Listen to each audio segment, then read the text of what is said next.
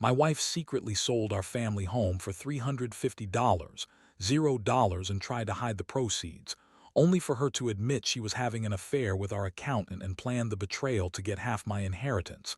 Now she's threatening to sue me over the property dispute. Hello everyone. Dear listeners, please share your thoughts in the comments section below. And don't forget to like, share, and subscribe. Now, let's begin the video.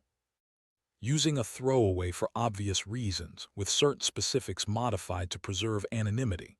I never thought I'd be the guy sitting here, writing about how I found out my wife was cheating on me. Honestly, I thought I knew her better than anyone. We had been married for about 10 years, and I always believed we had a solid, stable life. She seemed happy, or at least that's what I thought. But then, out of nowhere, everything started to unravel. It all began a few months ago when I started noticing small things. She was more secretive with her phone, always hiding it, deleting texts, staying up late on her laptop. At first, I brushed it off as her just being busy or stressed with work. She's a high-powered executive, so I figured maybe she was just overwhelmed. But then she started coming home late more often, claiming she was working overtime or at some career event. I tried to trust her, but something didn't sit right. One particular night I was working late myself, and I decided to check her phone. I know, people say that's wrong, but I was just desperate for some clarity. When I looked, I found a series of messages between her and our accountant, Mark. The messages were flirtatious, suggestive even, and they hinted at something more than just professional camaraderie. It was clear they'd been seeing each other behind my back for months. The worst part, they had planned to meet that very week, and she was making excuses about some work trip. I felt like I'd been punched in the gut. I didn't confront her immediately. Instead, I sat there, staring at those messages, trying to process what I was seeing. My mind was racing. I felt betrayed, furious, and a deep, aching sadness all at once. How could she do this? After everything we built, after all the years I thought we had, I kept asking myself, was I blind? Did I miss all the signs? I couldn't believe she was capable of lying to my face for so long. The next day I decided I needed to talk to her. I called her at work and told her I needed to see her.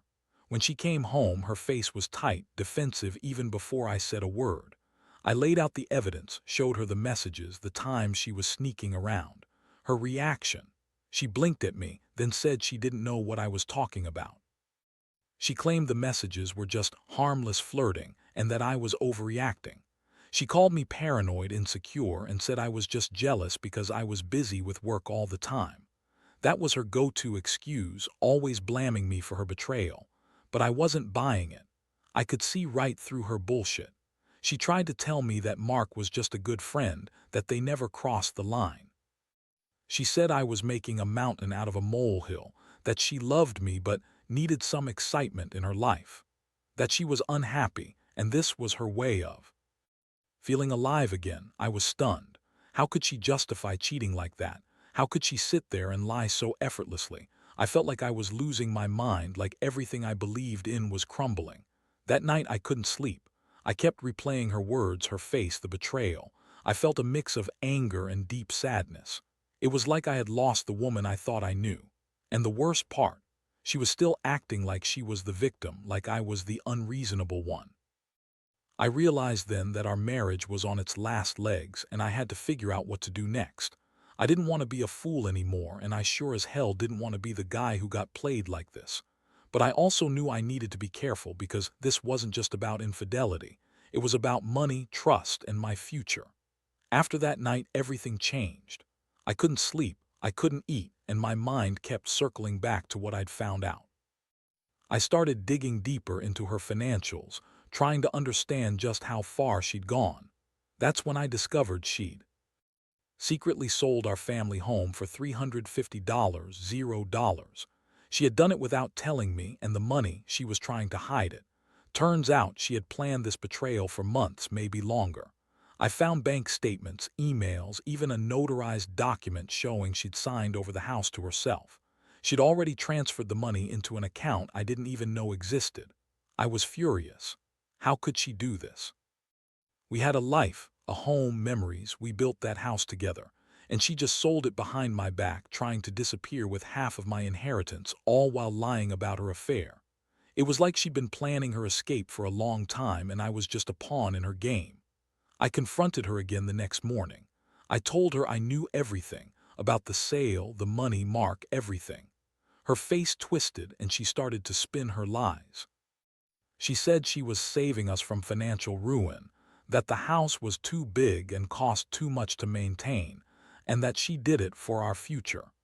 She claimed I was just overreacting, that she was doing what was best.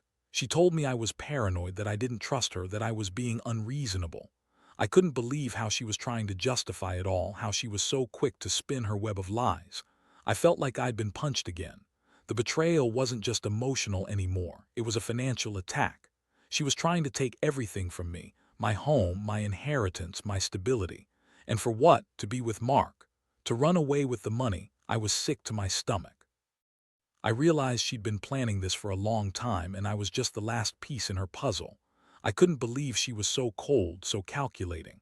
I started thinking about my next move. I knew I couldn't just let her get away with this. I contacted a lawyer and started gathering evidence. I wanted to fight for what was rightfully mine. She kept threatening to sue me over the property, claiming she had all the legal rights now because she owned the house after selling it. But I knew I had a case. I had proof that she'd lied, that she'd sold the house secretly, and that she'd been planning her escape for months. The anger in me grew stronger with each passing day. How could she betray me like this? How could she lie and steal and still have the nerve to threaten me? Meanwhile, she was still acting bitchy, throwing fits when I questioned her, accusing me of being controlling or paranoid. She tried to gaslight me into thinking I was overreacting, that I was insecure. But I saw through her now. I knew her game. She was manipulative, selfish, and utterly untrustworthy. The more I uncovered, the more I realized this wasn't just about infidelity. It was about her trying to wipe me out financially, emotionally, and legally. I was determined not to let her get away with it. I started making plans to take back what was mine, to protect myself legally and financially. I couldn't trust her anymore, and honestly, I didn't want to. I felt betrayed on every level, by her lies, her actions, her complete disregard for our marriage and what we built. I knew I had to be strong, but it was hard. It's one thing to suspect someone's cheating. It's another to find out they've been actively trying to steal your future. I was angry, yes, but also hurt and exhausted. I just kept thinking, how did I get here?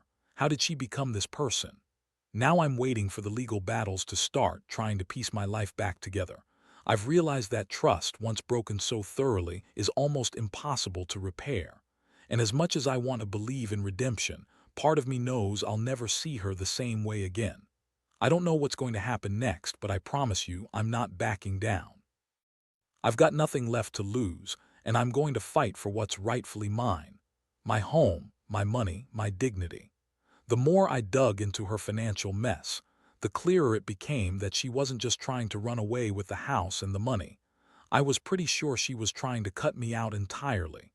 She'd already transferred the sale proceeds into some shady account she refused to explain, and I could tell she was panicking. Every time I pressed her, she'd throw a fit, calling me paranoid or accusing me of trying to control her. But I wasn't buying her bullshit anymore. I knew. She'd been planning this for months, maybe longer, and I had to act fast. So I hired a lawyer. It wasn't cheap, but I needed someone who knew property law and could help me navigate this mess.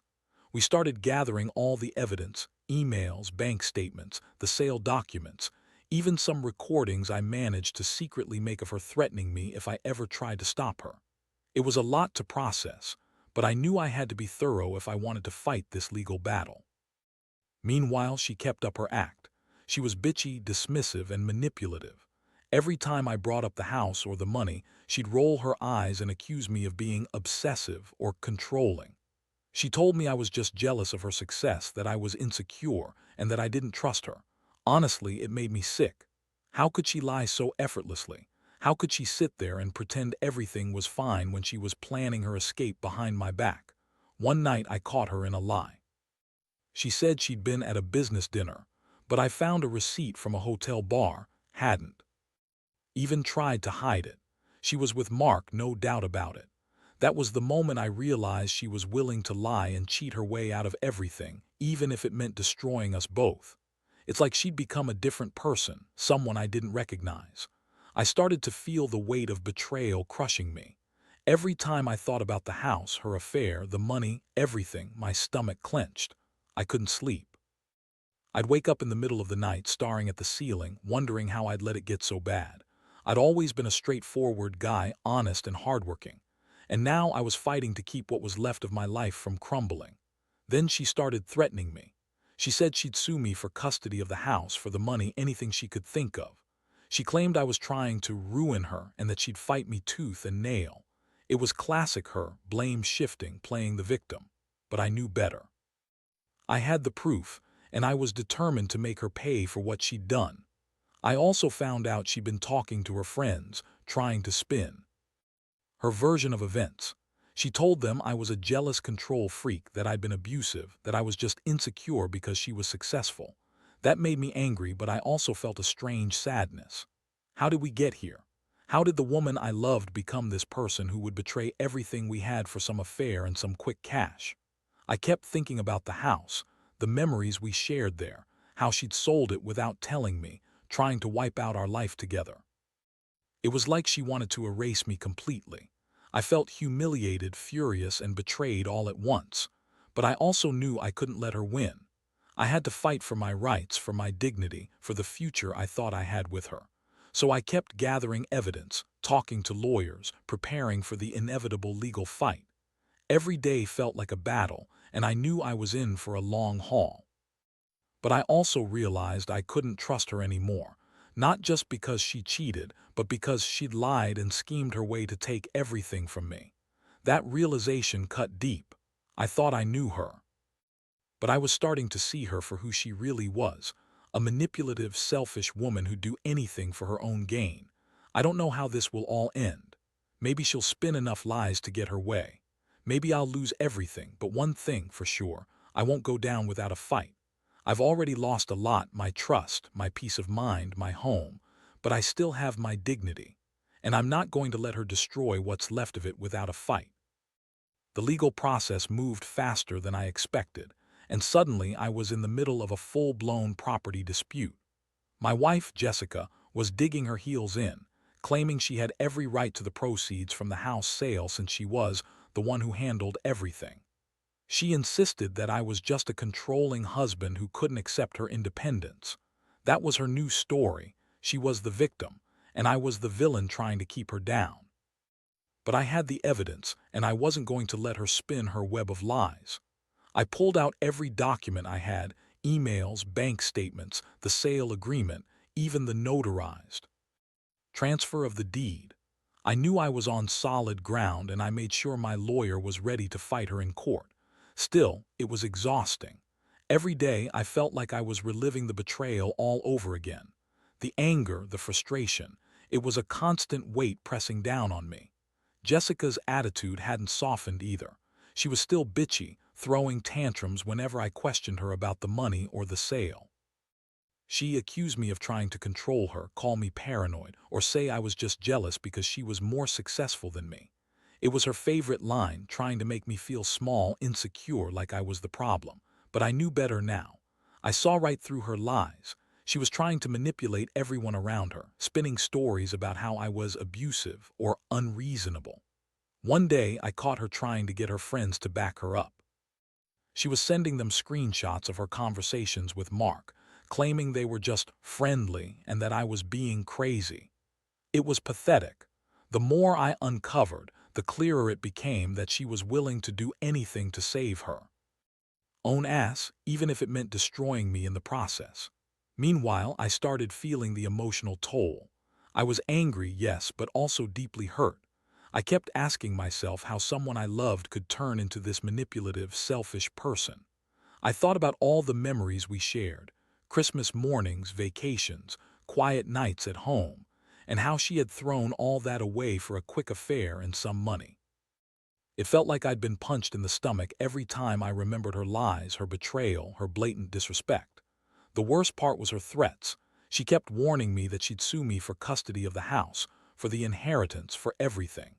She claimed she had legal rights because she'd been the one managing everything. I knew she was bluffing, but it still made me nervous. I hired a forensic accountant to trace the money she'd hidden, trying to prepare for every possible legal outcome. I didn't want to lose everything, especially not my home and my future. What tore me apart most was her attitude, so cold, so dismissive. She'd smile or sneer when I brought up the house or her affair. She'd say I was just jealous or possessive, that I was trying to control her, but I just wanted the truth. I wanted to know how and why she could do this to us, and I wanted justice. I also started to realize that her actions were about more than money, they were about power and control.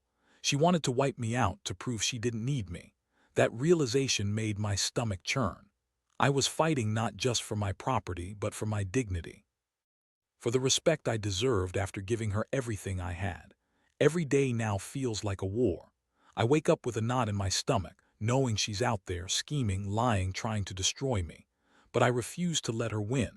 I've got the evidence and I've got my lawyer. I've learned a lot about trust, betrayal, and what it really means to stand your ground. I've also learned that sometimes love isn't enough, especially when someone you trusted turns out to be a complete stranger. The next step is the court hearing. I'm nervous, but I know I've done everything I can to protect myself. I just hope the truth comes out, and that I get some peace after all this chaos.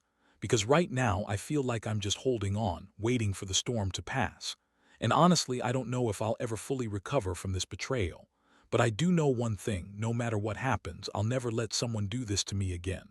The court date finally arrived, and I was a nervous wreck.